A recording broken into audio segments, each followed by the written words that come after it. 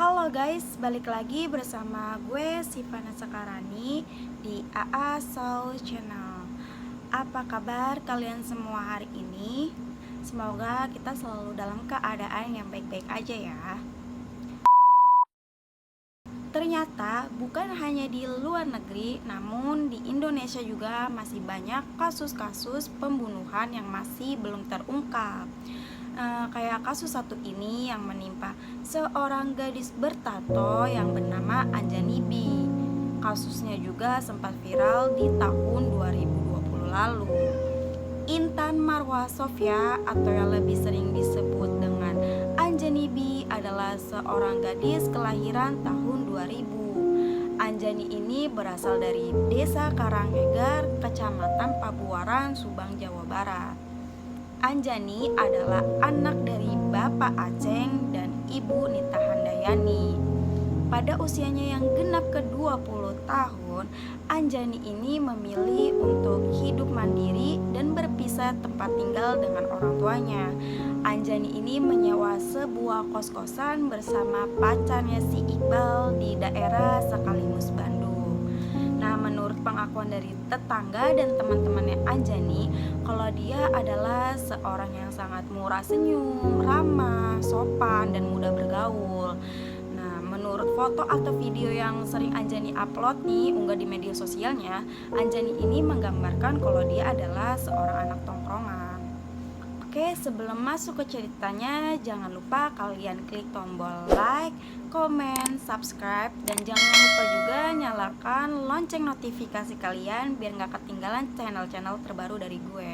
Langsung aja, pada tanggal 2 Maret 2020, Anjani B ini sedang melakukan aktivitasnya seperti biasa, bermain TikTok dengan si Iqbal, terus ngobrol-ngobrol, bercanda, pokoknya seperti yang biasa ia lakukan sehari-hari. Nah, terus si Anjani B ini meminta izin sama si Iqbal kalau besok dia bakalan pergi sama teman-temannya. Menurut si Iqbal, hal ini tuh bukan yang pertama kali, dan karena Iqbal juga bukan tipe cowok yang posesif yang suka melarang-larang. Nah, si Iqbal ini ngizinin Anjani. Nah, keesokan harinya pada tanggal 3 Maret 2020, Anjani B pergi dengan menaiki ojek online untuk ke sebuah hotel karena di sana katanya udah ada temannya yang nungguin. Nah, menurut pengakuan tukang ojek online ini, Anjani B meminta berhenti di tepi jalan 100 meter sebelum titik lokasi. Katanya sih si Anjani ini udah ngeliat temen cowoknya tuh di pinggir jalan. Tapi karena jaraknya masih jauh, agak jauh sih, gak jauh-jauh banget 100 meter kan, tukang ojek online ini jadi gak negesin muka temannya si Anjani ini. Nah, sementara di kos-kosan, si Iqbal ini kayak gak sengaja ngejatohin botol parfum milik Anjani. Nah, botolnya kan pecah tuh. Nah, si Iqbal tuh kayak punya bad feeling ke Anjani. Jadi kan kayak misalnya kalau di film-film tuh biasanya kalau ada sesuatu benda yang jatuh terus pecah, biasanya sih foto ya, kayak foto pajangan gitu, itu kan berarti pertanda buruk. Nah, si Iqbal ini langsung cemas dan khawatir dan mencoba menghubungi Anjani, sambil dia kayak mau minta maaf gitu, gue udah mecahin botol parfum lu nih. Tapi HP-nya Anjani ini gak aktif. Nah, si Iqbal berpositif thinking dulu, mungkin baterainya lowbat kali. Sambil dia nungguin si Anjani pulang, sampai besoknya ternyata Anjani ini gak pulang-pulang juga. Sampai pada tanggal 5 Maret 2020 ada sebuah berita, yaitu seorang pedagang asongan menemukan sebuah kantong plastik yang besar berwarna hitam di selokan, tepatnya di depan Hotel Novena Lembang, Bandung. Awalnya tukang pedagang asongan ini tuh ngiranya kalau itu cuma tumpukan sampah atau bangkai hewan, karena katanya mengeluarkan bau busuk yang sangat menyengat. Karena tukang pedagang asongan ini curiga, akhirnya dia ngomong nih sama petugas hotel yang lagi bertugas hari itu. Nah, mereka berdua langsung bergegas ke selokan itu untuk memeriksa isi dari kantong plastik itu. Betapa kagetnya mereka berdua ketika mereka buka bungkusan kantong plastik itu, ternyata berisi spray berwarna hijau bermotif anak-anak dibuat untuk membungkus mayat wanita tanpa sehelai benang pun yang sudah nyaris membusuk. Nah, begitu tahu itu isinya mayat wanita, langsung nih warga-warga pada heboh, pada berdatangan untuk melihat apa benar nih itu isinya mayat. Terus wartawan juga ikut datang. Nah, gak lama si petugas hotel ini langsung menghubungi pihak kepolisian, dan mayat wanita itu dibawa ke rumah sakit Hasan Sadikin untuk melakukan identifikasi dan otopsi. Polisi menyebutkan ciri-ciri dari mayat wanita itu. Katanya ada tato bergambar burung hantu di lengan sebelah kanan dan ada tato bertulis "Fuck my life" di tangan sebelah kiri.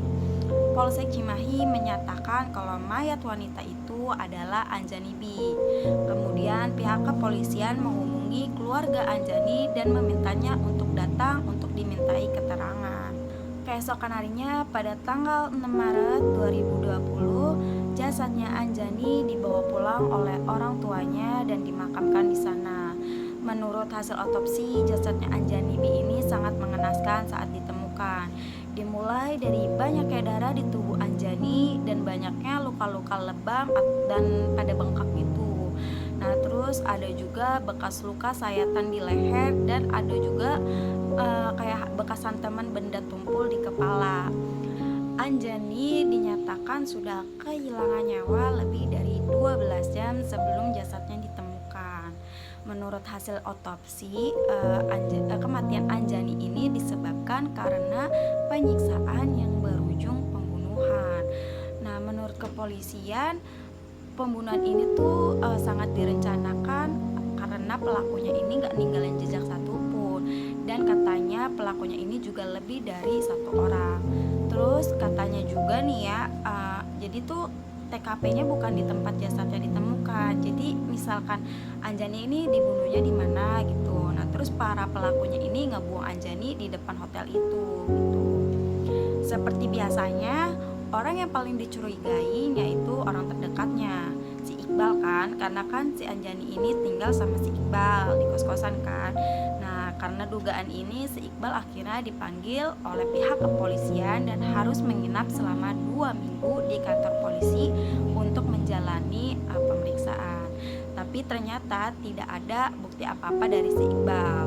Iqbal bebas kan. Nah, setelah Iqbal bebas dari kantor polisi, tapi Iqbal gak bebas dari hujatan warganet dan tetangga-tetangganya. Masih aja nih terus pada kayak nuduh Iqbal lah yang membunuh si Anjani. Saking keselnya Iqbal dituduh terus-terusan, akhirnya Iqbal sampai ngomong kayak, kenapa nih ya kalau gue yang ngebunuh Anjani waktu jasadnya Anjani ditemukan, terus orang tuanya dipanggil ke kantor polisi, gue masih ikut aja gitu ke kantor polisi. Harusnya kalau misalkan gue yang ngebunuh Anjani, harusnya gue pergi aja kabur gitu. Kenapa gue ngikut orang tuanya? Seiring waktu kasus ini, polisi masih menyelidiki sampai saat ini. Ada salah satu dugaan kalau kepala pembunuhan ini adalah seorang rentenir, karena menurut keterangan ibunya Anjani B ini mempunyai hutang sama rentenir tersebut. Kan yang punya hutang ibunya, tapi kenapa yang harus dibunuh anaknya kalau emang yang membunuh rentenir itu? Nah, sejauh ini polisi udah memeriksa kurang lebih dari 120 orang, diantaranya keluarga, teman, pacar, sampai saksi-saksi di mana tempat jasadnya ditemukan. Ada dugaan lain yaitu yang mengarah ke geng motor, karena kata teman-temannya Anjani ini suka nongkrong sama anak geng motor. Ternyata Anjani juga pernah kayak berantem gitu sama salah satu geng motor sampai dikeroyok. Namun karena ini buktinya tuh belum kuat, belum konkret gitu ya, jadi polisi nggak bisa langsung bergerak gitu aja. Nah, terus pada tanggal 1 Maret, 2 hari sebelum Anjani B ini meninggal, ternyata ibunya tuh nge-video call Anjani, kayak nyuruh Anjani pulang karena katanya ada sesuatu yang mau diobrolin sama ibunya. Bener aja nih si Anjani pulang, tapi dengan keadaan yang sudah tidak bernyawa. Sampai saat ini kasusnya masih terus diselidikin sama pihak kepolisian. Gue cuman bisa doain aja semoga jasadnya Anjani B ini tenang, terus keluarganya yang ditinggalkan diberi kesabaran, diberi ketabahan, dan semoga juga kasusnya cepat-cepat terungkap apa penyebabnya dan siapa pembunuhnya, dan juga pelakunya semoga cepat-cepat ditangkap. Oke guys, sekian cerita dari gua. See you next time and bye bye.